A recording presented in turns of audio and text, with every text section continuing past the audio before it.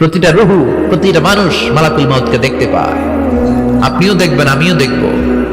মুমিনদের কাছে এসে মালাকুল মাউত একজন যুবকের বেশে সাদা ধবধবে জুব্বা পরে সুগন্ধি মেখে মুমূর্ষু ব্যক্তির শিয়রে বসে বলে, ইয়া আইয়াতুহান নাফসুল মুতমাইন্না, হে প্রশান্ত আত্মা, উখরুজি ইলা মাগফিরাতিল্লাহি ওয়া রিদওয়ানি, আল্লাহর ক্ষমা আর দয়ার দিকে বের হয়ে আসো।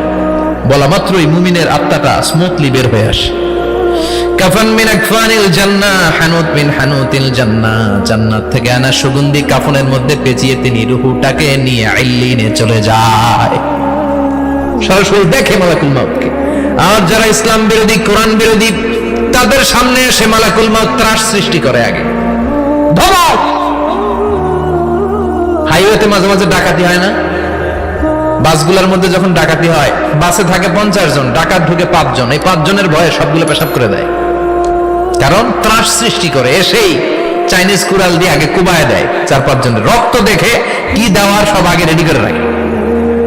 মালাকুল মাউত এসে কাফের, নাস্তিক, মুশরিকদের সামনে সেরকম একটা ত্রাস সৃষ্টি করে। ভয়ে লোকটা কাঁপতে থাকে। ওর কাছে ভদ্র ভাষায় কথা বলে না, সুন্দর জামা পরে আসে না, কালো কুচকুচে চেহারা, ভয়ঙ্কর একটা রূপ নিয়ে, আকৃতি নিয়ে ইসলাম বিরোধীদের মাথার সামনে আসে। দুর্গন্ধযুক্ত চেহারার দেহ নিয়ে ধমক দিয়ে বলে, ও পাপাত্তা, ইয়া আইয়াতুহান নাফসুল খাবিসা উখরুজি ইলা গাদাবিল্লাহ, হে পাপাত্তা, আল্লাহর রাগ, ক্রোধ আর গজবের দিকে বের হয়ে আয়। মুমিনের আত্মা বলার সাথে সাথে যেমনি মুমিনের দেহ থেকে বের হয়ে জান্নাতি কাফনের ভেতরে ঢুকে, কাফেরদের আত্মাও কি এরকম তাড়াতাড়ি বেরোতে চায় নাকি? কাফেরদের আত্মা বেরোতে চায় না। ডানে দৌড়, বায়ে দৌড়, সামনে দৌড়, পেছনে দৌড়, আহা, দৌড়াদৌড়ি করে। মালাকুল মাউত এটাকে টেনে হিচড়ে, একটা জীবিত ছাগলকে জবাই না করে তার চামড়া উল্টার দিকে টেনে হিচড়ে বের করলে ছাগলটা যত কষ্ট পায়, এর চেয়ে কমসে কম 70 গুণ বেশি কষ্ট দিয়ে কাফের, মুশরিক আর গাদ্দারদের রূহ কবজ করা হয়। আল্লাহ, এই পরিস্থিতি থেকে তুমি আমাদের বাঁচাও। মুমিনদের রূহ যেমনি কবজ হয়, ওইভাবে রূহ কবজের ব্যবস্থা করে দিও। ইমানের মৃত্যু নসিব করে দিও, শাহিদি মৃত্যু নসিব করে দিও। আমাকে শহীদ করে সেই মিছিলে শামিল করে নিও, যে মিছিলের নেতা মীর হামজা, খোবায়েবে খাব্বাব, আল্লাহর কাছে ছিল অতি প্রিয়, শামিল করে নিও। আমাকে শহীদ করে সেই মিছিলে শামিল করে নিও। পড়েন আমিন। আরো জোরে পড়েন আমিন। তার মানে বিমান দুর্ঘটনায় হোক, কিংবা লঞ্চ ডুবিতে হোক, কিংবা আগুনে পড়ে হোক, কিংবা আত্মঘাতী হামলায় হোক, যে যেখানেই মারা যায়, কবরের 3টা প্রশ্ন তার জন্য আছে না নাই?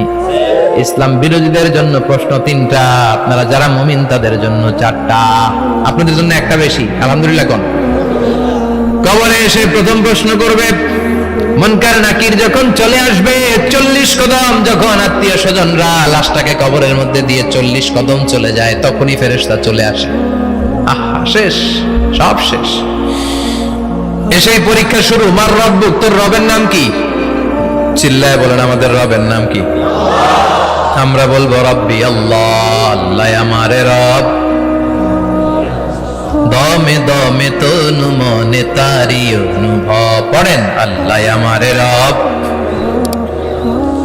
তোমার দুনিয়াতে আমি যেদিকে তাকাই, অথই নিয়ামতে ডুবে আছি সবাই। পাখপাখালির গানে শুনি তাসবিহ কলরব, তাসবিহ কলরব, আল্লাহ আমারে রব। প্রথম প্রশ্ন, তোমার রব কে? আমরা বলবো আমাদের রব আল্লাহ। দ্বিতীয় প্রশ্ন, মা দীনুক, তোমার ধর্মের নাম কি? আমরা কি বলবো? তৃতীয় প্রশ্ন, বিশ্বনবীর চেহারা দেখিয়ে বলা হবে, আতারিফু হাদার রাজুল, এই লোকটারে চিনো নাকি? আমরা বলবো চিনি, আমাদের প্রাণের নবী, ঠিক কি না?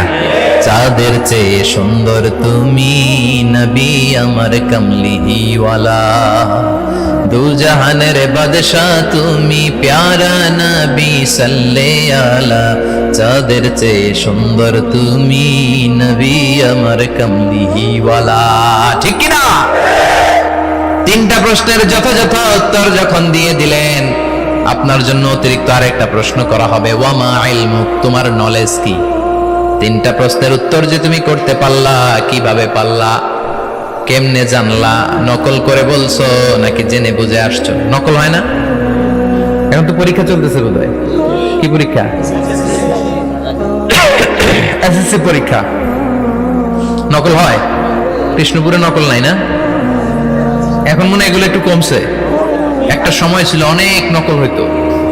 পাঞ্জাবের ভিতরে নকল, পকেটের নকল, টুপির ভিতরে নকল, মৌজার ভিতরেও নকল, এমনকি মেয়েরাও নকল করে পরীক্ষার হলে আসে না নাই?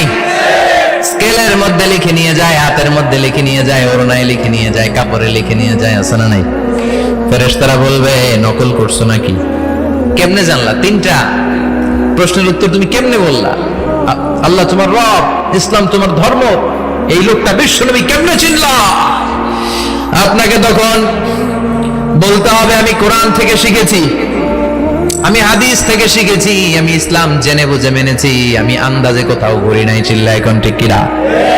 আপনাকে বলতে হবে, এজন্য শিখতে হবে, প্রতিনিয়ত ইসলাম সম্পর্কে জানতে হবে, আখের গোছাতে হবে, জীবনটাকে আলোকিত করতে হবে। চিল্লায় বলেন ঠিক কিনা? চারটা প্রশ্নই যখন হয়ে গেল, ফেরেশতারা বলবে আহলান ওয়া সাহলান ওয়া মারহাবান বিক, খোশামদেদ, কংগ্রেচুলেশন, খোশামদেদ, কংগ্রেচুলেশন, সব প্রশ্নের উত্তর তুমি পেরেছো।